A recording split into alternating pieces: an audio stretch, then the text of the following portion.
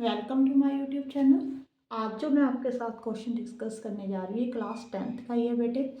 Circle वाले chapter का question है। हाँ जी, पहले हम क्वेश्चन की स्टेटमेंट पढ़ते हैं, फिर मैं आपको बताती हूँ उन्होंने क्या बोला, क्या फाइंड करना है। ओके, यहाँ पे देखो P R and P Q are the tangent to a circle with the centre O. ठीक है, अब आप देख रहे होंगे कि यहाँ पे आपको सर्कल तो नज़र ही नहीं आ रहा। ठीक है, मैं आपको बताती हूँ इन्होंने क्या किया हुआ है। देखो, इन्होंने बोला एक सेंटर ओ है, ठीक है जी, यहाँ पे एक सर्कल ड्रॉ हुआ। ओके, इसके ऊपर टू टेंजेंट है बेटे, एक ये है, एक ये है। ये आपका पी है, नहीं आर है यहाँ पे पी, यहाँ पे क्यू। ओके, एक्चुअल में ये वाली शेप है। मैं अभी बताती हूँ उन्होंने कौन सा पार्ट जो है वो ड्रॉ नहीं किया हुआ।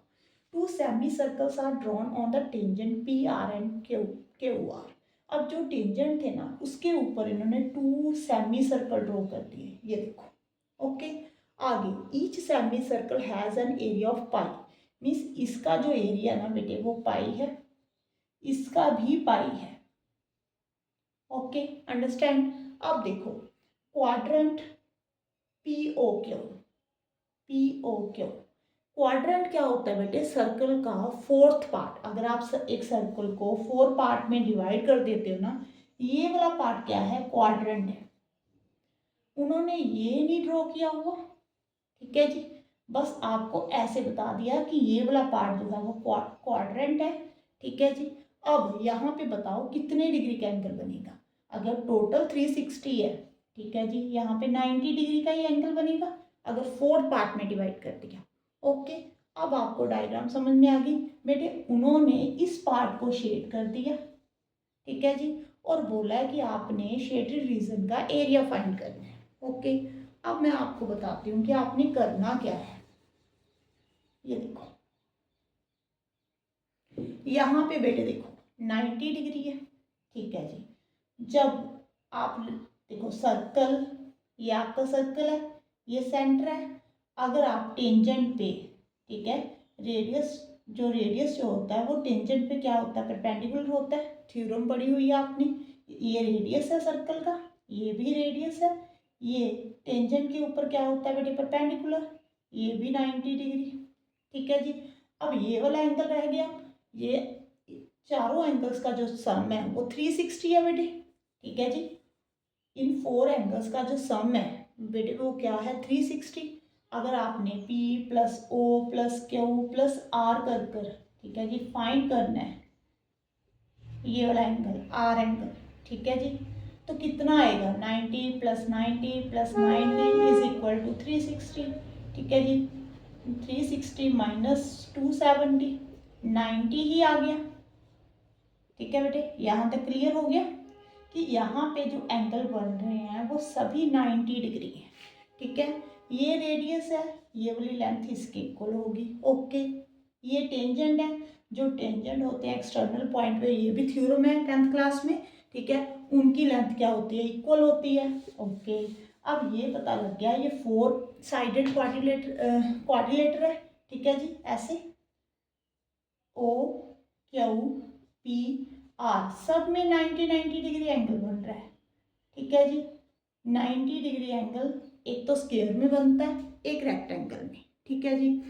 अब ये स्क्वायर है या रेक्टेंगल है आपने ये मालूम करना है, ठीक है। अब ये कैसे पता लगेगा?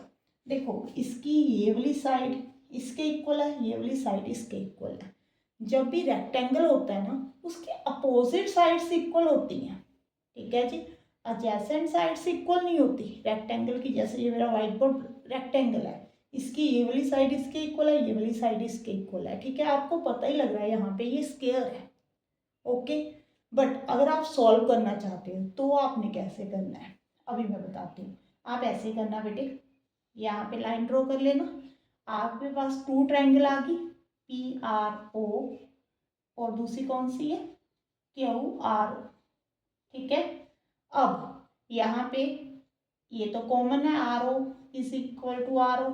ओके, यहाँ पे ओ पी किसके इक्वल है? ओके ओके, ठीक है, ये रेडियस ऑफ सर्कल है, ठीक है जी। आगे पी आर जो है बेटे आर के ओ के इक्वल है। ये क्या है? टेंजेंट, टेंजेंट जो होते हैं वो इक्वल होते हैं। यहाँ पे थ्योरम लिख देना। ट्रायंगल क्या होगी बेटे, कॉन्ग्रुएंट होगी। अगर ट्रायंगल कॉन्ग्रुएंट हो, ठीक है जी, बाय कौन से रूल के साथ हुई है, एसएस के साथ। अगर दो ट्रायंगल्स कॉन्ग्रुएंट हो जाए तो उसके कॉरस्पॉन्डिंग पार्ट्स जो होते हैं वो इक्वल होते हैं, ठीक है जी। यहाँ पे ये वाला एंगल इसके इक्वल आ गया, यहाँ ये वाला एंगल इसके इक्वल आ गया। अगर यहाँ पे 90 डिग्री है, ये वाला भी 45, ये वाला भी, यहाँ पे भी 45, यहाँ पे भी 45, इसका मतलब आपने आइसोसेलेस ट्रायंगल पढ़ी हुई है, ठीक है। अगर बेस एंगल इक्वल हो जाए, ठीक है, तो क्या हो जाता है, साइड्स भी क्या हो जाती हैं, इक्वल हो जाती हैं। इसका मतलब ये वाली साइड क्या होगी बेटे, इक्वल होगी। आर क्यू किसके इक्वल आ गई, ओ क्यू के, और ओ पी किसके इक्वल आ गई बेटे, पी आर के, ठीक है। ये तो हमने पहले ही पढ़ा हुआ है कि जो ओ पी और ओ क्यू है, ठीक है, ये दोनों भी इक्वल है, ये दोनों भी इक्वल है। इसका मतलब सभी साइड्स क्या हो गई, इक्वल होगी, ठीक है। मैं अभी आपको इतना सॉल्व करने की ज़रूरत नहीं है, ठीक है। वैसे आपको समझाने के लिए मैं समझा रही हूँ कि आप ऐसे भी प्रूव कर सकते हो कि जो ओ पी आर के हुआ है वो स्केयर है, ठीक है जी। अब आपको भी यहाँ पे क्लियर हो गया कि ये स्केयर है, ओके। अब देखो, आपने शेडेड रीजन का एरिया निकालना है। इसको अरेंज करती हूँ बेटा, मैं अभी समझाती हूँ।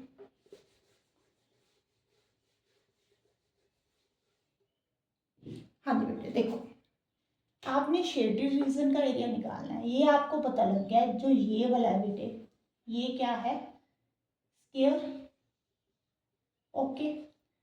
ये जो बन रहा है ये क्या है, area of quadrant, area of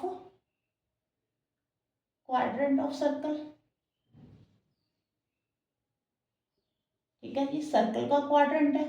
अगर आप स्केयर के एरिया में से क्वाड्रेंट का एरिया माइनस कर दो, ये देखो आपका ये स्केयर है, ओके, ये क्वाड्रेंट है, ये वाला। अगर आप पूरे स्केयर के एरिया में से ये क्वाड्रेंट का एरिया माइनस कर दो तो आपके पास शेडेड रीजन आ जाएगा, ओके। क्वाड्रेंट का एरिया तो दिया हुआ है 2 पाई, ओके, इजी है। बट स्केयर की अब साइड कहाँ से फाइंड करें, मुश्किल ये है, ठीक है जी। अब हमने साइड फाइंड करनी है ना, तो वो कहाँ से फाइंड करें, मैं अभी बताती हूँ आपको। देखो, इसको मैं अरेज कर देती हूँ यहाँ पे, ये भी अरेज कर देती हूँ बेटा, यहाँ यहीं पे सॉल्व करके दिखाती हूँ, ठीक है। आपने शेडेड रीजन का एरिया निकालना है, एरिया ऑफ स्केयर, ठीक है जी। यहाँ पे शेडेड रीजन ऐसे निकालोगे। अब देखो, जो क्वाड्रेंट है ना उसका एरिया आपको दिया हुआ है, ठीक है जी। एरिया ऑफ सेक्टर का फॉर्मूला आता है आपको, क्या होता है, θ/360 पाई आर स्केयर, यही होता है, ठीक है जी। ये एरिया ऑफ सेक्टर ही है, वो किसके इक्वल दिया हुआ है, 2 पाई के, ओके। अब आपने क्या करना है, यहाँ पे पाई पाई कैंसिल हो गया, थीटा यहाँ पे कितना 90 degree, 90/360, R square is equal to 2, यहाँ पे कटिंग कर दो बेटे, 4, आर स्केयर कितना आ गया, 8 आ गया बेटे। अगर आर निकालोगे तो √8 आ जाएगा, मतलब 2√2। इसका मतलब जो आपकी स्केयर है उसकी जो साइड आ रही है बेटे वो कितनी आ रही है, 2√2। अब एरिया ऑफ स्केयर क्या होता है, साइड इंटू साइड, ठीक है जी।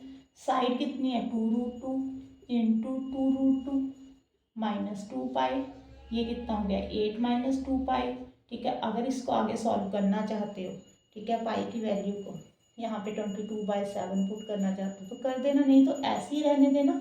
8 -2 पाई स्केयर यूनिट आंसर आ गया बेटे।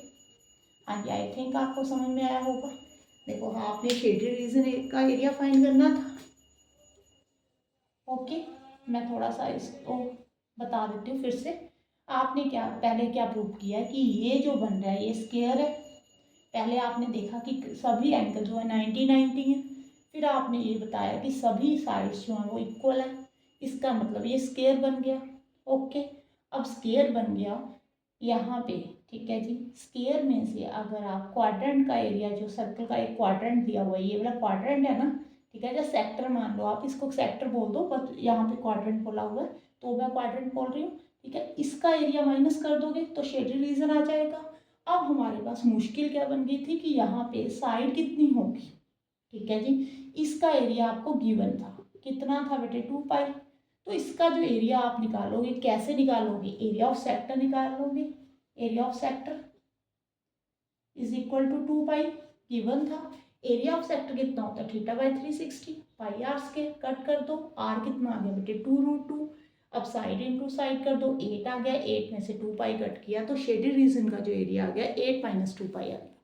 हाँ जी बेटे, अगर आपको वीडियो अच्छी लगे तो प्लीज़ लाइक कर देना और चैनल को सब्सक्राइब जरूर करना, और बेटे कमेंट बॉक्स में बताया करो कि आपको मेरी वीडियो कैसी लगी है। Thank you for watching.